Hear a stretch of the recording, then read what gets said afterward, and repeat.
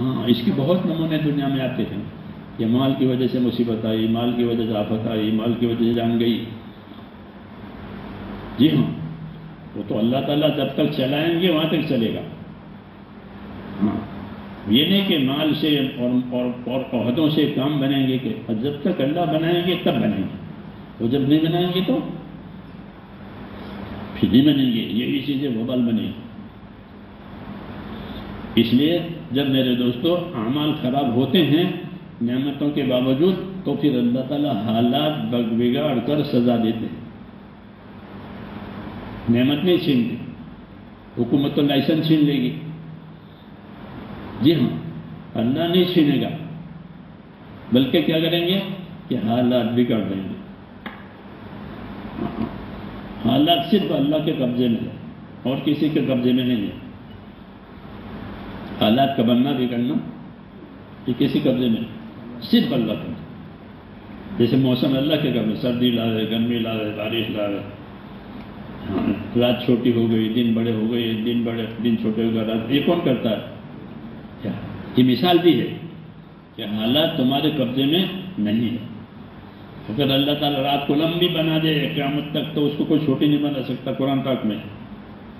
اور اگر دن کو لمبا بنا دے قیامت تک سرمد تو تم کو چھوٹا نہیں کر سکتے. جی ہاں، تو حالات اللہ کے قبضے میں ہیں، کسی کے قبضے میں نہیں. کوئی حکومت، کوئی طاقت، کوئی پاور، کچھ نہیں، اللہ کے ہاتھ میں ہے. حالات کو اپنے قبضے میں رکھا ہے، اسباب کو بندوں کے دیے. یہ امتحان ہے کہ اس اسباب میں ہم دیکھتے ہیں وہ کیا کرتے ہیں. ہاں، یہ کہا ہم نے دنیا کو زینت بنا کر بندوں کو دی ہے تاکہ دیکھتے ہیں کہ اس میں اچھا عمل کرنے والا کون ہے. تو دنیا کے اسباب ہمارے لیے امتحان ہے کہ ہم اس میں کیسے چلتے ہیں. فینظر کیف تعملون. اللہ دیکھیں گے تم کو یہ سامان دے کر کے کہ تم اس میں کیسے چلتے ہو. اگر یہ اچھے چلتے ہیں تو پھر ان کے حالات اچھے ہو جائیں گے. ہاں، اور اگر یہ غلط چلتے ہیں تو ان کے غلط اعمال ان پر غلط حالات بن کر آئیں گے. اعمال اوپر جاتے ہیں روز ہر آدمی کے. ہاں، لکھ کر کے اور اسی اعمال کو سامنے رکھ کر پھر حالات ڈالے جاتے ہیں. یہ طریقہ ہے، اندھیر نہیں ہے تو بھائی کرو. کوئی تو یہ کہتے رہتے ہیں، ایسا نہیں ہے، ایسا نہیں ہے. ہاں، یہی غفلت کا سبب ہوتا ہے کہ اللہ تعالیٰ فوراً سزا نہیں دیتے. جیسے بجلی میں فوراً کرنٹ لگے گا، ذرا ہاتھ پڑ گیا وہ معاف نہیں کرے گی فوراً. اللہ ایسے نہیں کرتے. اللہ کے پاس تو اس سے بھی زیادہ جلدی طاقت ہے. جی ہاں، لیکن اللہ کی عادت ہے کہ اللہ موقع دیتے ہیں، مہلت دیتے ہیں سدھرنے کے لیے. چلو غلط کیا ہے، بلکہ فرشتے جو ہیں نا، یہ دائیں طرف کا فرشتہ بائیں طرف، یہ امیر ہے، یہ اس کا مامور ہے. جب بندہ گناہ کرتا ہے تو اس کو لکھنے کا حق ہے. تو یہ پوچھتا ہے اپنے امیر سے کہ اس نے گناہ کیا، لکھ لوں کہ نہ، ابھی رک جا. ہو سکتا ہے توبہ کر لے، اللہ سے معافی مانگ لے. پھر کچھ وقت اس پر گزر جاتا ہے، یہ معافی نہیں مانگتا، گناہ کر کے اسی پر قائم رہتا ہے، وہ اب لکھ لیتا ہے. تو یہ تمہارے اوپر جاتا رہتا ہے. جی ہاں، تو اعمال اوپر جاتے ہیں پھر حالات نیچے آتے ہیں. لیکن اللہ تعالیٰ حالات لانے میں دیر کرتے ہیں. اسی کا دھوکہ ہے. اسی سے انسان دھوکہ کہتا ہے کہ کچھ نہیں ہوتا، یہ کہتے رہتے ہیں. نبیوں سے بھی کہتے ہیں کچھ نہیں ہوتا، یہ کہتے رہتے ہیں. ہاں، تو اندھیر نہیں ہے، دیر ہے. تو اللہ تعالیٰ جو موقع دیتے ہیں میرے دوستو، وہ تو بننے کے لیے موقع دیتے ہیں، سدھرنے کے لیے موقع دیتے ہیں. جب سدھرنے کے زمانے میں نہیں سدھرا پھر وہ موقع ختم ہو جائے گا. اب نتیجے آئیں گے، اس لیے ڈرایا ہے کہ نتیجے آنے سے پہلے اپنے آپ کو ٹھیک کر لو. ایک نتیجہ آتا ہے دنیا میں حوادث کے ذریعے سے، حادثے ہو گئے، ایکسیڈنٹ ہو گئے، ایسا وہ بھی نتیجہ لاتے ہیں، آدمی کو محروم کرتے ہیں. اور ایک نتیجہ ہے موت کا، وہ تو سب کے لیے ہے کہ وقت ختم ہو گیا، اب نہیں. تو اس سے پہلے کام کرو، اس سے پہلے اپنی ذمہ داری پوری کرو کہ وہ تمہارے سامنے کوئی رکاوٹ آ جائے، اس سے پہلے تو اللہ تعالیٰ موقع میرے دوستوں بننے کے لیے دیتے ہیں، جلدی سزا نہیں دیتے، جلدی حالات نہیں بگاڑتے، بلکہ موقع دیتے ہیں۔ اب تمہیں موقع ملا ہے تو اپنے آپ کو ذمہ داری پر لاؤ، جب ذمہ داری پر لاؤ گے اور مجموعی طور پر ذمہ داری پر لانے والے ہو گئے تو مجموعی حالات اچھے ہو جائیں گے۔ حضرت جی فرماتے تھے کہ مجموعی حالات ٹھیک کرنے کے لیے مجموعی ذمہ داری پوری کرنی پڑتی ہے، کہ سب کے سب ذمہ داری کے لیے کھڑے ہو جاؤ کہ سب کے حالات ٹھیک ہو جائیں گے۔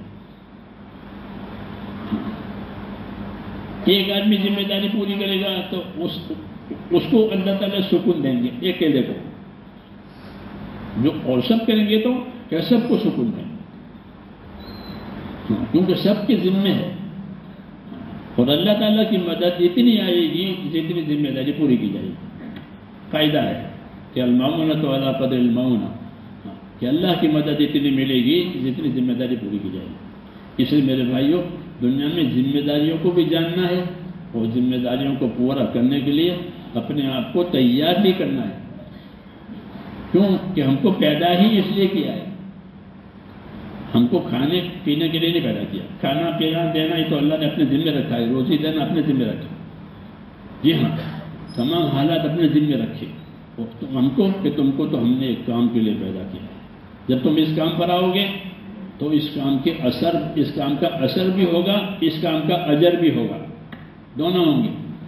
کاموں کے اثر بھی ہوتے ہیں اور کاموں کے اجر بھی ہوتے ہیں، بدلہ بھی ہوتا ہے، بدلہ بھی ہوگا، اثر بھی ہوگا۔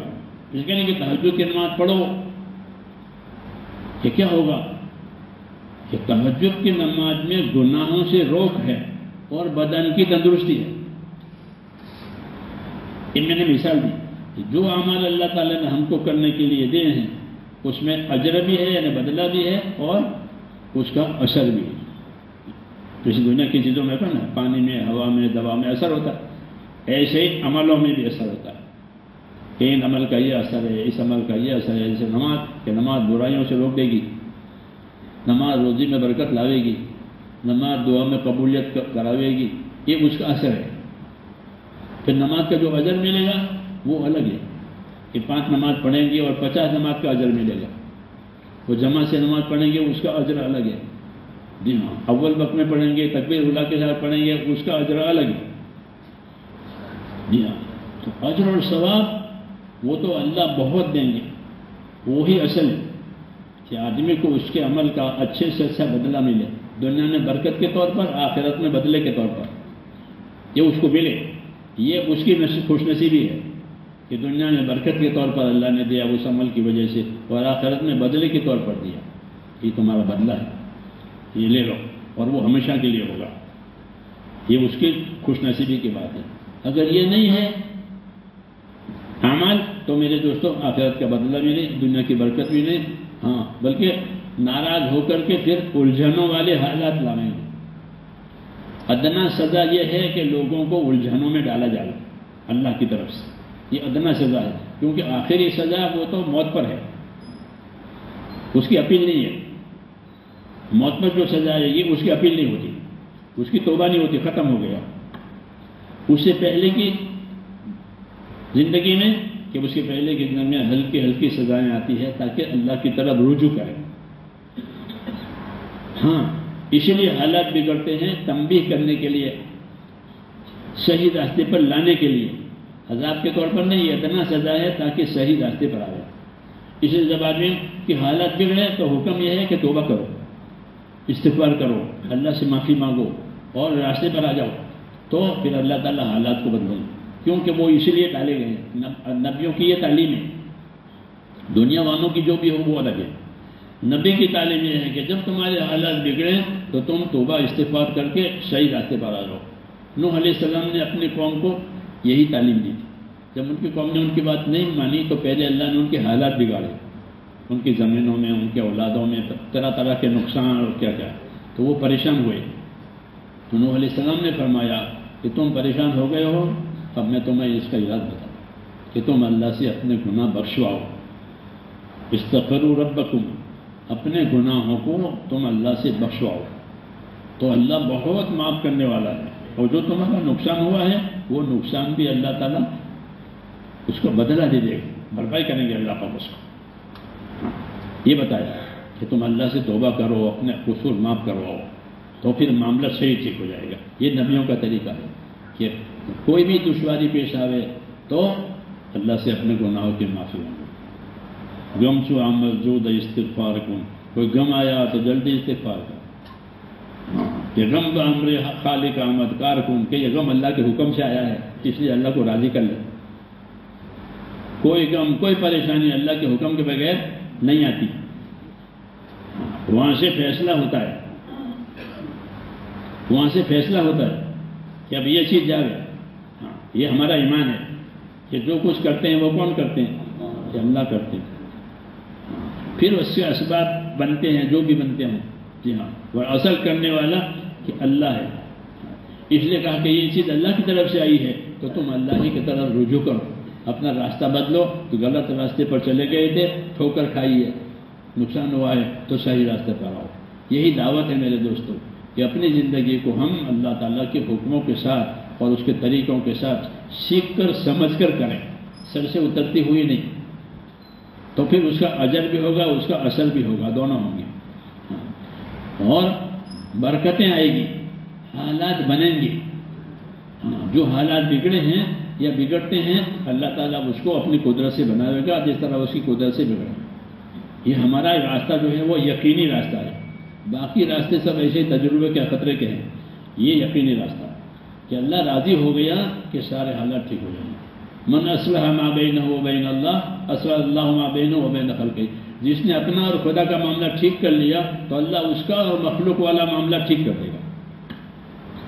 اللہ سے کراؤ، اللہ سے کراؤ، دیکھیں نا بارش نہیں ہوتی کہ اللہ سے دعا مانگو، جی ہاں، توبہ کرو، استغفار کرو، نماز پڑھو، کیوں کہ بارش وہاں سے روکی ہے اور کسی وجہ سے نہیں روکی ہے، وہاں سے روکی ہے تو وہیں سے کھلواؤ۔ تو ہم کو ایک حکم گویا سیدھا حکم کر کہ اللہ سے معاملہ صحیح کرو۔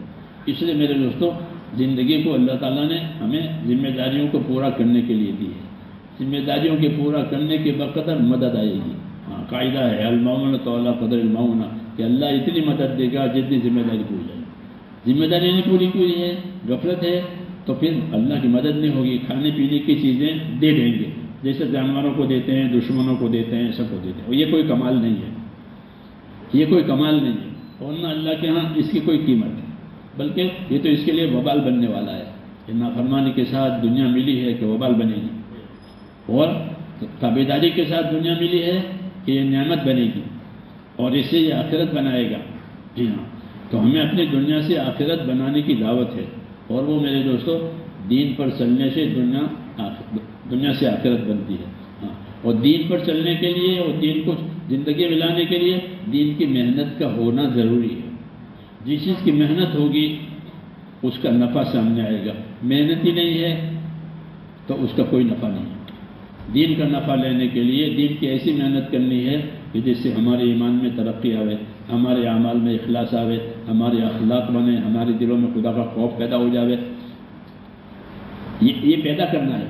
جب خدا کا خوف پیدا ہوگا تو آدمی بچ کر کے چلے گا، خدا کی رحمت کی امید آئے گی تو اللہ تعالیٰ کی اطاعت کرے گا کہ بھئی اللہ کی اطاعت سے رحمتیں آتی ہیں اور رحمت کی امید ہے، تو رحمت کی امید میں اللہ کی اطاعت کرنی ہے، اللہ کے خوف میں اللہ سے نافرمانی سے اپنے آپ کو بچانا ہے اور اپنی زندگی کی ذمہ داریوں کو پورا کرنا ہے۔ ایک محنت اللہ نے ہم کو دی ہے، اس محنت سے زندگی میں ایک استعداد پیدا ہوتی ہے، ایک طاقت پیدا ہوتی ہے۔ جس طرح ورزش کرنے سے بدن میں طاقت آتی ہے، دین کی محنت کرنے سے ایمان میں طاقت آتی ہے، ایمان طاقتور بنتا ہے۔ جب ایمان طاقتور بنے گا تو پھر اللہ کی دی ہوئی ذمہ داریاں آدمی پورا کرے گا۔ ایمان کمزور پڑ گیا تو اس سے بدن کمزور پڑ گیا تو زندگی کی ضرورتیں آدمی نہیں پوری کرتا، کمزور ہو گیا ہے۔ ایسے ہی جب ایمان کمزور پڑے گا تو دینی ذمہ داریاں پوری نہیں کرے گا، وہ نماز میں بھی پیچھے ہوگا، دوسرے کاموں میں پیچھے ہوگا، یہ اس کے ایمان کی کمزوری کی علامت ہے کہ وہ عمل میں پیچھے ہے، کہ ہاں ایمان میں کمزوری ہے۔ بدن میں طاقت ہے تو خواہش پوری کرے گا، لیکن ایمان میں کمزوری ہے تو عمل نہیں کرے گا۔ یہ فرق ہے، یہ بدن کی طاقت تو خواہش پورا کراتی ہے، ایمان کی طاقت اللہ کی اطاعت کراتی ہے۔ وہ یہ طاقت آتی ہے ایمان کی اور اعمال کی محنت کرنے سے. اس محنت پر پھر استعداد پیدا ہوتی ہے. پھر حرام چھوڑنا آسان ہو جائے گا، فرائض ادا کرنا آسان ہو جائے گا، اور ایک طرح کی طاقت پیدا ہوگی. ایک آدمی ادھر کا ساؤتھ انڈیا، اسے 4 مہینے لگائے، اور 4 مہینے لگانے کے بعد گھر جا کر کے اس نے 18 برس کی زکات دی کہ میں 18 سال سے مالدار ہوں، صاحب نصاب ہوں، میں نے اب تک زکات دی نہیں. ورنہ مجھے اس کا کوئی شعور تھا. اس کا کمانا تو سیکھا، لگانا نہیں سیکھا. دین کمانا بھی سکھائے گا، لگانا بھی سکھائے گا تاکہ بیلنس برابر رہے. جی ہاں، دھوکہ نہ کھائے. تو اب اتنی طاقت کہاں سے آ گئی کہ 18 برس کی زکات نکالی؟ جی ہاں، یہ آج کی بات ہے کہ میں مالدار تھا 18 برس سے، بلڈر تھا وہ. جی ہاں، تو بہت کماتا تھا. اللہ کے راستے میں پھر کر کے سمجھ میں آیا کہ اللہ نے مال کیوں پیدا کیا ہے، اور مال لگانے کی کیا فضیلت ہے، مال روکنے کی کیا مصیبت ہے، کیا عذاب ہے. اب یہ ساری باتیں سامنے تو اپنا قصور کھلا. جیسے ایکسرے کے سامنے بیماری کھلتی ہے، یہ ہے بیماری. ایسے ہی ایمان کی محنت میں کھلتا ہے آدمی کہ میرے اندر کیا کیا کمزوری ہے ایمان کی، پھر وہ کمزوری دور ہو جاتی ہے. یہ سب سے بڑا فائدہ ہے کہ ایمانی کمزوریاں کھلتی ہے، پھر محنت کر کے وہ کمزوریاں ختم ہو جاتی ہے، اور آدمی اپنی ذمہ داری میں اللہ کو راضی کرنے والا بن جاتا ہے. اس لیے اللہ تعالیٰ اس کو پھر برکتیں دیتے ہیں، دعائیں قبول ہوتی ہے. کیونکہ اب حالت ٹھیک ہو گئی.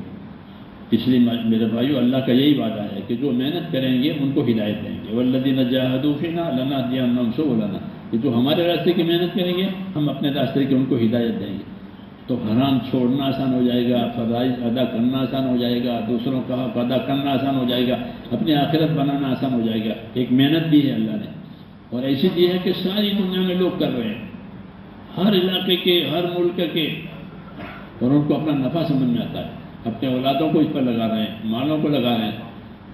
تو کوئی ڈھکی چھپی چیز نہیں. الحمدللہ اللہ نے اس کا نفع کھولا ہے. اب میرے دوستوں، کرنے کی بات ہے. حضور صلی اللہ علیہ وسلم فرمایا کہ خیر تو بہت ہے لیکن کرنے والے تو تھوڑے ہیں. الخیر کثیر وقلیل فاعلہ. خیر تو اللہ کی طرف سے بہت ہے، ہاں، لیکن کرنے والے تھوڑے. اللہ کرے تھوڑوں میں ہم ہو جائیں. ہاں، اس لیے کہتے ہیں بھائی اس خیر کو کمانے کے لیے اپنے آپ کو تیار کرو. آدمی جس کام کے لیے اپنے آپ کو تیار کرے گا تو اللہ تعالیٰ اگلی طاقت دے گا. جب وہ تیاری نہیں ہے تو پھر اللہ تعالیٰ کسی کو زبردستی نہیں لگاتا. لیکن تیاری ہو، اپنے آپ کو تیار کیا تو اگلی طاقت اللہ تعالیٰ دیں گے، اگلے راستے اللہ تعالیٰ کھولیں گے، اور پھر وہ اپنے دین میں ترقی کرے گا. ہاں، آخرت بنے گی. اس لیے میرے بھائیوں، یہ دعوت ہے ہماری کہ ہماری ذمہ دین بھی ہے، دین کی محنت بھی ہے. اس سے ہم دیندار بنیں گے اور دینداری آسان ہو جائے گی دین کی محنت سے. اب اس کے لیے ارادے فرماؤ اور اپنے آپ کو تیار کرو. یہ تو ہر ایک کے کرنے کی چیز ہے، کیونکہ ہر ایک کو مرنا ہے، اس کو کرنا ہے. جو نہ مرے وہ نہ کرے.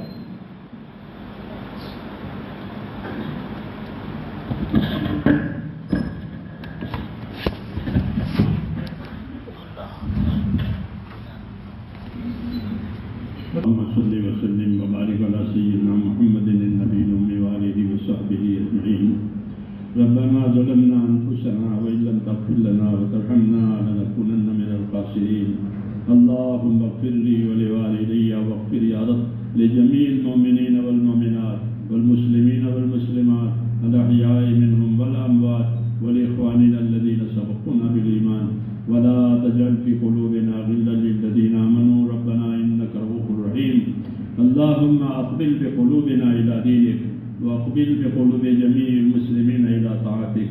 اللهم إن قلوبنا ونواسينا وجوارحنا بيدك لم تملكنا منها شيئا، وإذا فعلت ذلك بنا فكن أنت ولينا واهدنا إلى سواء السبيل.